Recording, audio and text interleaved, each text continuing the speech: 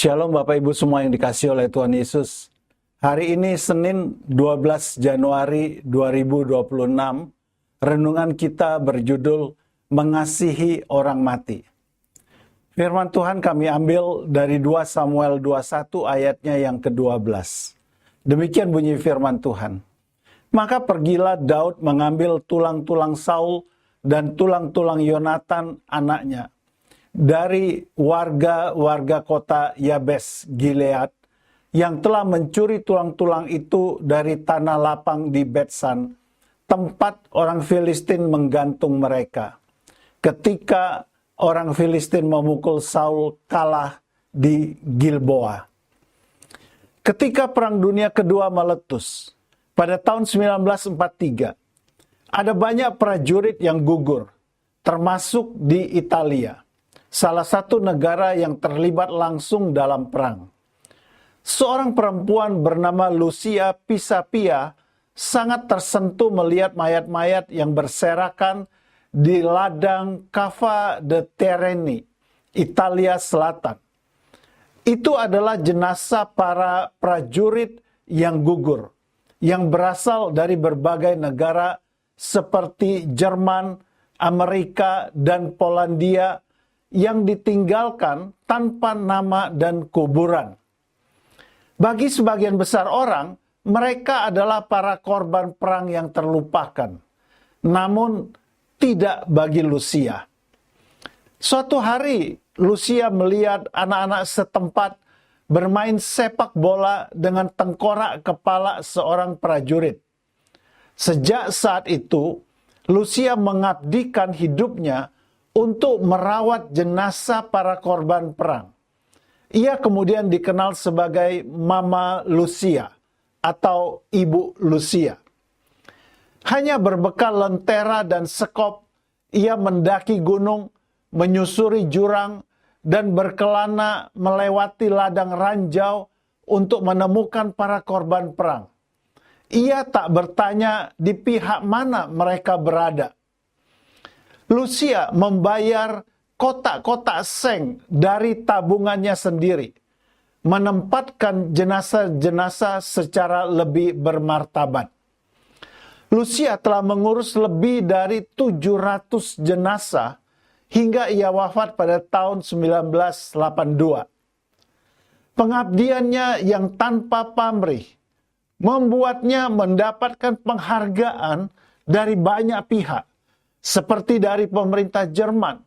Tetapi Lucia tidak pernah mencari pengakuan. Ia hanya menginginkan perdamaian bagi mereka yang tak pernah mengenalnya semasa hidupnya. Dan ia percaya setiap orang layak dihormati, bahkan ketika ia telah meninggal serta tinggal tengkorak dan tulang belulang. Apa yang dilakukan Lucia dari Italia ini mirip dengan apa yang dilakukan oleh Rispa binti Aya, gundi Saul. Ketika orang-orang Gibeon menghukum gantung 2 anak Rispa dan 5 anak Merab binti Saul, Rispa selama berhari-hari bermalam di gunung untuk menjaga mayat mereka. Rispa tidak membiarkan mayat ke-7 keturunan Saul tersebut dimakan oleh burung ataupun binatang buas.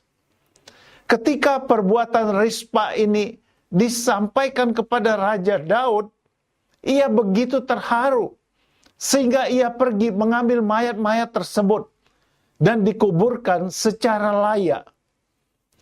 Daud juga teringat akan tulang belulang Saul dan Yonatan yang belum dikuburkan secara layak, sehingga mereka dikuburkan bersama-sama di tanah Benyamin.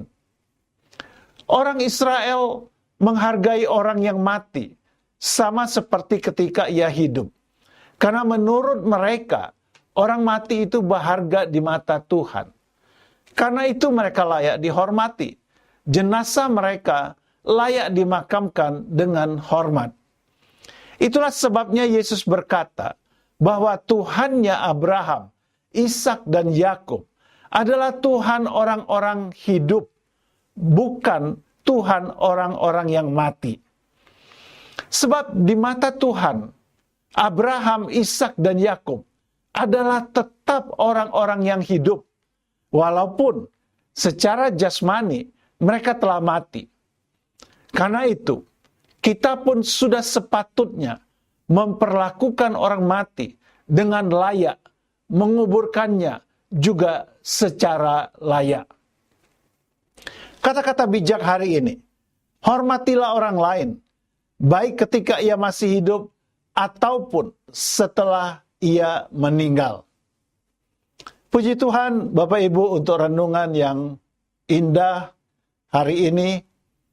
Dan mari kita akhiri bersama-sama dengan berdoa. Bapa, ajarilah aku untuk menghormati orang lain, sekalipun ia sudah meninggal, sama seperti yang Engkau lakukan. Dalam nama Yesus, aku berdoa. Amin. Semoga Bapak, Ibu, Saudara-saudari diberkati dengan renungan hari ini. Dan jangan lupa untuk meneruskan renungan ini kepada keluarga atau teman-teman yang lain. Terima kasih, selamat beraktivitas. Tuhan Yesus memberkati Bapak Ibu sekalian. Haleluya. Amin.